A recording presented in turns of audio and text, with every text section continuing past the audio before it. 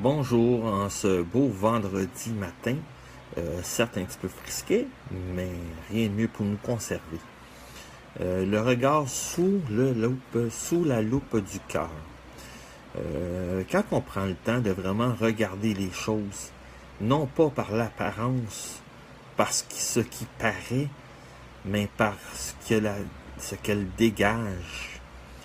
Ce qui dégage, c'est ses énergies, c'est de prendre le temps de connaître les choses, d'apprendre à connaître la personne, au lieu de juger son apparence, au lieu de juger ce qu'elle fait paraître. Parce que bien souvent, des personnes vont montrer une face d'eux bien différente de ce qu'elle est à l'intérieur. Ce qu'elle va montrer, des fois, c'est pour se protéger, c'est de prendre le temps de l'observer, de jaser avec, de discuter avec, de parler des vraies choses, d'amener des sujets avec elle qui vous tiennent à cœur pour apprendre à la connaître, pour apprendre à formuler de bonnes émotions et non des émotions de l'ego, la peur, de ce que vous ne connaissez pas. Des fois, vous limite dans vos actions. Prendre le temps de regarder la personne avec les yeux du cœur, avec les yeux remplis d'amour. Une personne, beaucoup de personnes vont se protéger, vont se faire une carapace justement parce que si c'est des gens de cœur, trop souvent ils se sont fait abuser d'eux-mêmes, abuser de leur gentillesse, de leur honnêteté, de leur authenticité, de leur sincérité. Il faut prendre le temps. Il faut prendre le temps, même si le temps n'existe pas. Prenez les moments passés avec cette personne pour apprendre à la connaître, apprendre ce qui la passionne, apprendre c'est quoi son passe-temps préféré, apprendre quel genre de musique qu'elle écoute, apprendre si la personne aime écrire, mais prendre le temps de lire ses textes, prendre le temps d'écouter ses paroles. On apprend sur la personne, non pas sur son physique, mais sur ce qu'elle fait dans la vie. Une personne, au regard, peut être repoussante, mais si vous prenez le temps, pas quelques secondes, si vous prenez le temps nécessaire pour l'écouter, pour discuter avec elle, et apprendre à la connaître vraiment telle qu'elle est à l'intérieur, mais ça va être la plus belle des plus belles des personnes. Ça va être une personne ouverte à la vie, une personne que vous soupçonnez même pas, qu'elle a des champs d'intérêt peut-être communs avec vous, qu'elle a des champs d'expertise qui vous manquent. C'est peut-être une personne complémentaire à vous, qui va vous aider à cheminer pour une certaine période sur votre chemin de vie. Si vous prenez le temps de regarder sous la loupe du cœur, la perception de la vie va changer vraiment, va être des fois à l'opposé de ce que vous pensez. Pourquoi? Parce que tout le monde se protège, tout le monde se forme une carapace. Tout le monde cherche à être quelqu'un qui n'est pas par souci de s'insérer dans la vie, de s'insérer dans sa communauté. Mais si vous prenez le temps de discuter avec cette personne-là, à part, puis que vous la mettez à l'aise, on ne sait jamais ce que vous pouvez découvrir. Chaque personne, qu'elle soit bonne,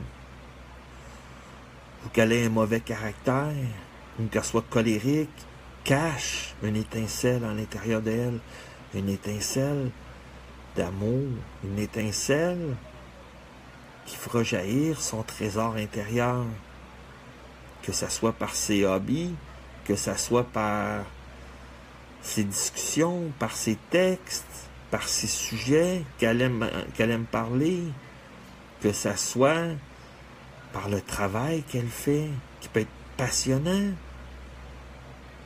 Prenez le temps de regarder la vie Prenez le temps d'avoir une vision claire de ce que la vie vous montre.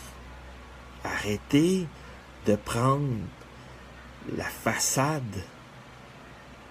comme gage comme une garantie de ce que la personne est à l'intérieur d'elle.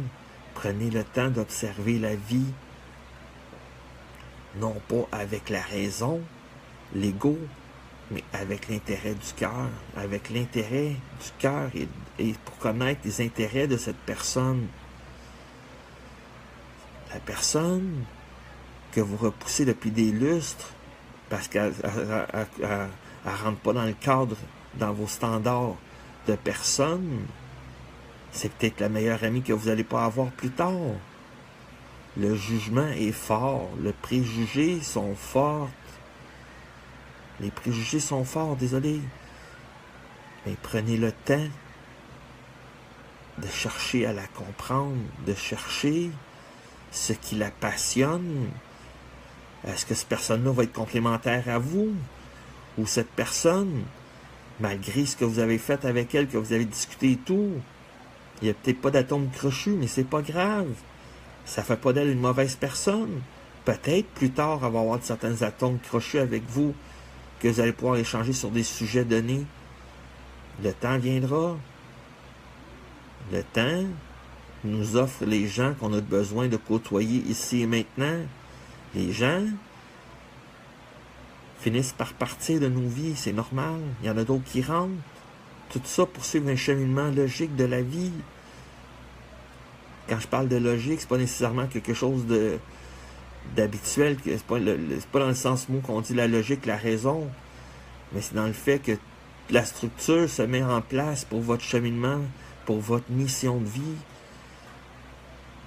Soyez clair et regardez à l'intérieur de la personne. Prenez le temps de discuter, d'apprendre de ses paroles, qui qu'elle est en réalité. Prenez le temps de la reconnaître telle qu'elle est, et non seulement sur la façade première. Soyez heureux de partager, soyez heureux de voir la différence. C'est pas parce qu'une personne est à l'opposé de vous qu'elle n'a pas nécessairement quelque chose à vous apprendre. C'est pas parce que la personne est diamétralement opposée à l'extrême de vous qu'il n'y a pas quelque chose qui vous unit du fond du cœur.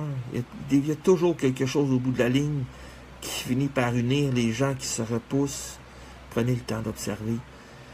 Si vous connaissez une personne qui a de la misère ou une personne en colère contre vous, envoyez-lui de l'amour.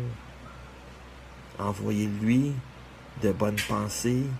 Envoyez-lui, si vous voulez, une prière pour qu'elle trouve la paix, pour qu'elle lâche prise.